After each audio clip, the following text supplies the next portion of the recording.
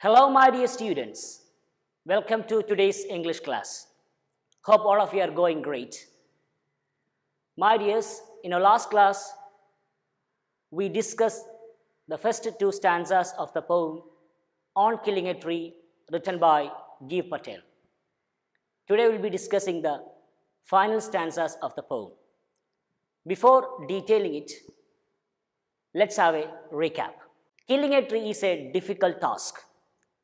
It takes much time to kill a tree. A tree becomes strong by imbibing nutrients and minerals from the soil. It has grown by absorbing the sunlight, air and water. മണ്ണിൽ നിന്ന് ധാതുലവണങ്ങൾ വലിച്ചെടുത്ത് വാനോളം വളർന്ന ഒരു വൃക്ഷത്തെ എളുപ്പത്തിൽ കീഴടക്കുക അസാധ്യമാണ്. Killing a tree is just like killing human beings. The phrases barking bleed and leprous hide denote the weaker conditions of the tree. Trees do not die by merely hacking and chopping. The miniature branches regrow from the point where it is cut. ഒരൊറ്റ വെട്ടിന് ഒരു മരത്തെയും മുറിച്ചു മാറ്റാൻ പറ്റില്ല. വെട്ടുമാറ്റിയ ശിഖരത്തിൽ നിന്നും വീണ്ടും മുള പൊട്ടിയേക്കാം. ഇതിനെയാണ് കവി ഇവിടെ വിശേഷിപ്പിക്കുന്നത്. My dears, in my last class, I gave you some assignments. Hope all of you have done it. I asked you to prepare a few slogans and posters regarding the protection of nature. Here are the responses I received from my students.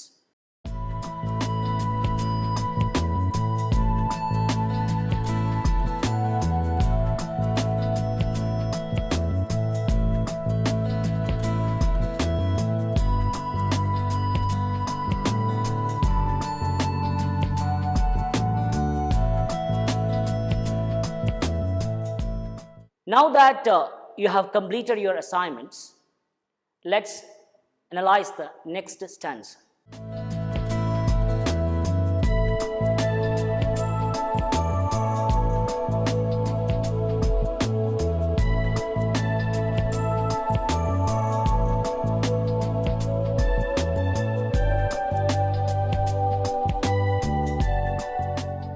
What, according to the poet, should be pulled out? Yes, exactly. The root of the tree should be pulled out. What about the expressions angering earth and earth's cave? You can see that. Angering earth refers to the earth's protection of trees by holding the tree's roots firmly. It angers the tree. What about that earth cave? Earth cave refers to the hollow deep space where the tree is safe. ഭൂമിയുടെ ആഴത്തിൽ വേരൂന്നിയിരിക്കുന്ന അവസ്ഥയെക്കുറിച്ചാണ് ഇവിടെ കവി പറയുന്നത്. ഭൂമിയുടെ ഗർത്തത്തിൽ ഒരു മരം എത്രത്തോളം സുരക്ഷിതമാണ് എന്ന് കവി ഇവിടെ വ്യക്തമാക്കുന്നു. Earth cave refers to that hole, that deep space where the tree is laid. Where does the tree's strength lie? Can you guess? Yes, exactly. The tree's strength lies in its deep roots. വേരിലാണ് കാര്യം. വേരിലാണ് ഒരു മരത്തിൻ്റെ പൂർണ്ണമായ സൗന്ദര്യവും അതിൻ്റെ തുടക്കവുമുള്ളത്. What are the processes that poet suggests to expose the strength of the tree? According to the poet, the root of the tree has to be wrapped tied and pulled out entirely from the earth cave. You can see the images of that process. Let's go through the stanza again. As usual, you might have noticed the unfamiliar words: snapped out, anger, expose, snap, break suddenly and completely, typically with a sharp cracking sound. ശബ്ദത്തോടെ അടർന്നു വീഴുക. Anger. You might have seen ships anchored in the harbor. Here, the earth protects the tree by holding the root strongly. The root is stable and secure in the earth. ഇവിടെ ഭൂമിയുടെ അടിത്തട്ടിൽ വേര് വളരെയധികം ഭദ്രമാണ് എന്നാണ് കവി സ്ഥാപിക്കുന്നത്. What about the word expose? Can you identify the meaning out of it? It is all about making things visible, displaying. ഒരു കാര്യത്തെ പ്രദർശിപ്പിക്കുക, തുറന്നു കാണിക്കുക എന്നാണ് എക്സ്പോസിൻ്റെ അർത്ഥം. Finally, the trunk of the tree is exposed to the sunlight, air, and it is finished. Now let's look into the final stanza. Hope you have marked the difficult words. What about this word? Scorch. Look at this image. Here the sun is giving out heat, and you can see the dry land. It has been scorched. So you can guess the meaning of the word scorching. കത്തുന്ന സൂര്യൻ്റെ ചിത്രം നമുക്ക് സ്കോച്ചിൻ്റെ അർത്ഥം വളരെ വ്യക്തമാക്കി തരുന്നുണ്ട്. ഇവിടെ കടപുഴകി വീണ മരത്തിനെ കത്തിച്ചു കളയുന്ന പ്രക്രിയയെക്കുറിച്ചാണ് പറയുന്നത്. It talks about the procedure of burning that tree. What about this word choke? Choke suggests difficulty in breathing. ശ്വാസം മുട്ടുന്ന അവസ്ഥയാണ് ചോക്കിംഗ് എന്ന് പറയുക. What happens when you hold something to the fire? It will become brown in color. So here the tree becomes brown by the scorching sun. You can see the image browning. What about the word wither? See the image. Here the tree becomes dry. വരണ്ട് ഉണങ്ങുന്നതിനെ കുറിച്ചാണ് ഇവിടെ പറയുന്നത്. Wither means വരണ്ടുണങ്ങുക. കടപുഴകി വീണ മരത്തിൻ്റെ മേൽ പതിയെ പതിയെ പ്രകൃതിക്ഷോഭങ്ങൾ വന്ന് പതിക്കും. കാറ്റേറ്റ്, വെയിലേറ്റ്, കരിഞ്ഞുണങ്ങി ഒടുവിൽ അതിൻ്റെ അന്തിമ പതനം പൂർത്തിയാവും. ഇതാണ് ഇവിടെ കവി പറയുന്നത്. What is referred to white and wet and most sensitive part of the tree? Yes, the root of the tree is most sensitive part of the tree. വളരെയധികം മൃദുലവും ലോലവുമായ ഭാഗം ഏതാണ്? വേരാണ് ഒരു മരത്തിൻ്റെ അതിപ്രധാനമായ ഭാഗം. It is the central thing of a tree. Why has it become white and wet? Can you guess? It has become white and wet by its longer stay in the earth. ഒരുപാട് കാലം ഭൂമിക്കടിയിൽ സ്ഥിതി ചെയ്തിരുന്ന വേര് വെളുത്ത് നനഞ്ഞ് മൃദുലമായി തീർന്നിരിക്കുന്ന അവസ്ഥയെക്കുറിച്ചാണ് ഇവിടെ പറയുന്നത്. What are the final stages of finishing a tree? The tree must be scorched, chalked, browned, twisted, withered, and it is finally done.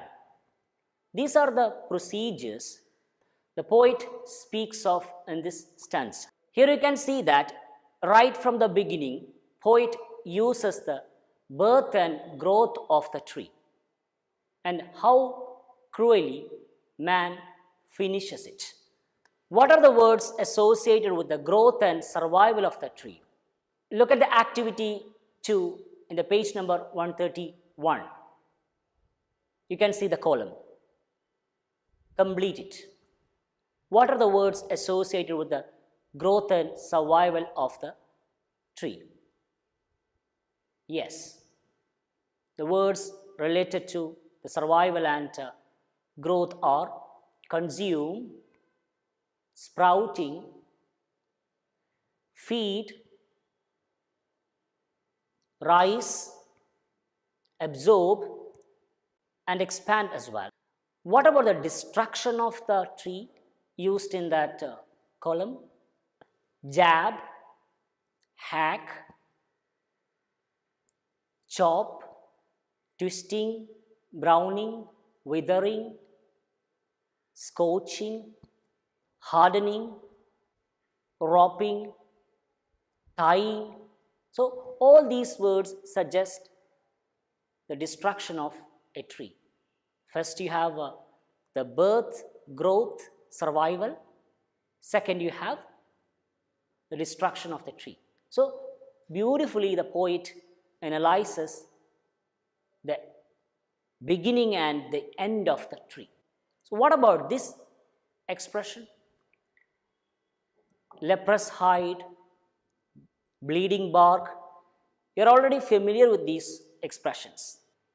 What about the poetic device we can see in these expressions? Here leprous hide, bleeding bark denote personification. They are compared to human beings.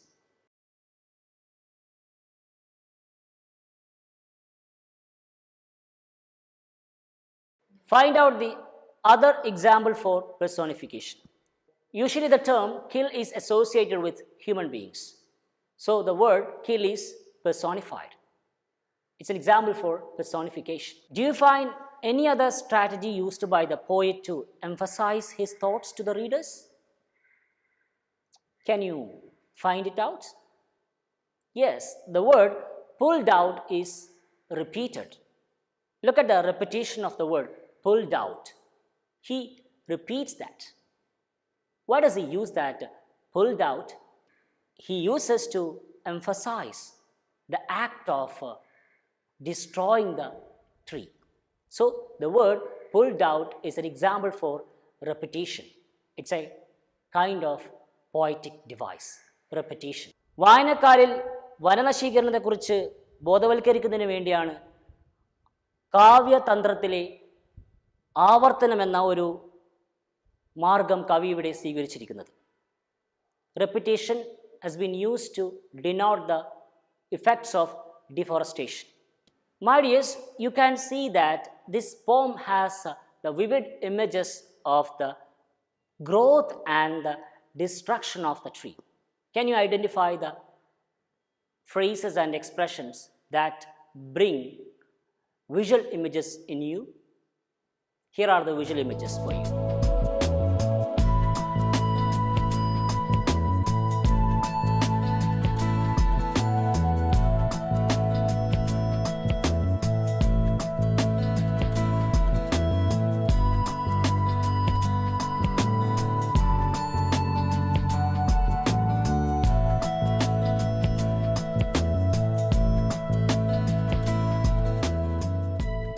Look at this expression, bleeding bark. Does it make any rhythm in that poem? Here the expression bleeding bark, the sound b is repeated. So it's an example for alliteration. Can you find other expressions, other consonant sounds repeating there? Yes, white and wet.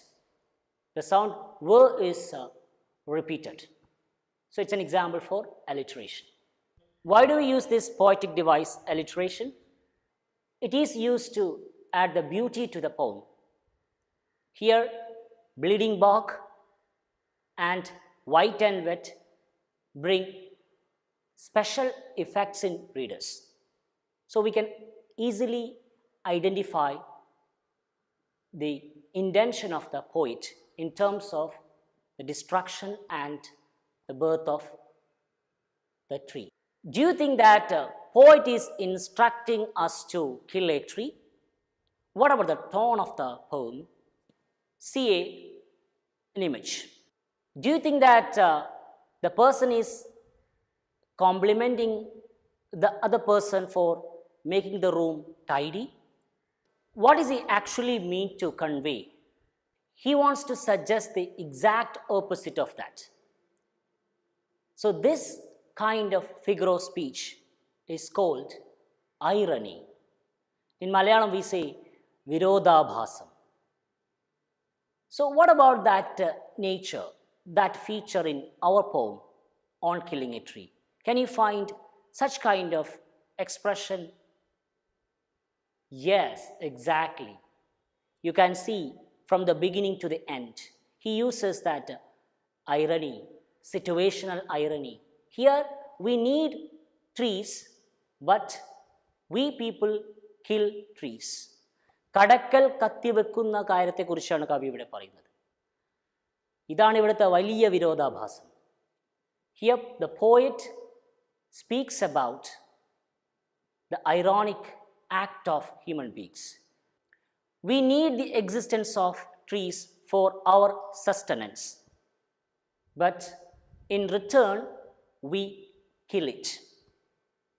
So we are doing the exact opposite of that. So the tone of the poem is ironical. So he uses that figure of speech called irony. Can you bring out your own examples regarding this figure of speech called irony? Irony is used in our conversations. It can be verbal irony, situational irony. We use it in our daily life. So find it out. Make some sentences that have irony including in it. Now let's look at this another expression, sarcasm. Sarcasm in Malayalam we say parihasa രൂപത്തിലുള്ള പരാമർശം. It's a kind of criticizing a person or an action in a humorous way.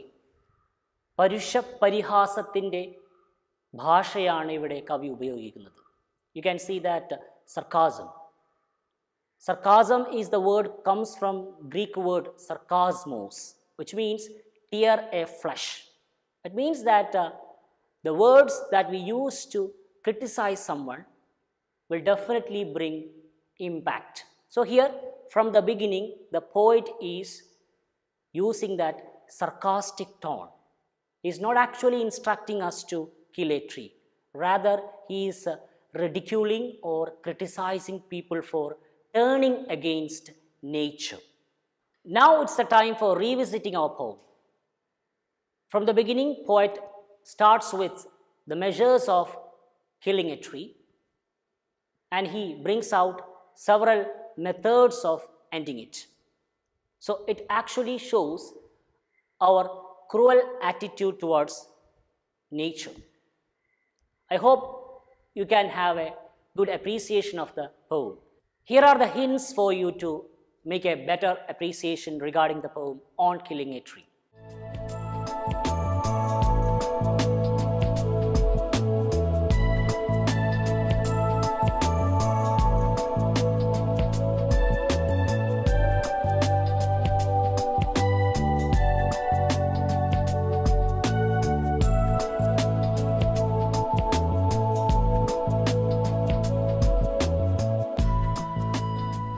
My dears, you know that our poet belongs to green movement. There are plenty of movements around us. Let me consider this an opportunity to pay tribute to the writer Sugata Kumari. I would like to commemorate her activities and wholehearted support for all kinds of green movements.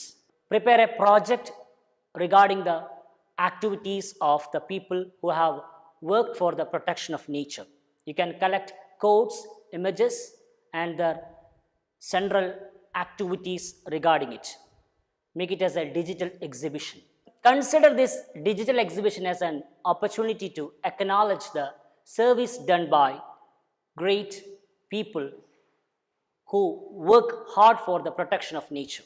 My dears, now it's a time for winding up our lesson on killing a tree. You know that this poem is all about deforestation. Poet is talking about the survival instincts of nature, and he attacks our attitude towards nature. My dears, trees and plants don't have ugly plans on us, but we have secret schemes to bring pain to nature. If we are not close to nature, nature definitely close our life. Always conserve our nature, because we have to sustain in this world. You can do whatever that can bring the preservation of nature. And be green, go green. I am Muhammad Shahir from GHS Mathil, Payanur. Thank you very much, my dears.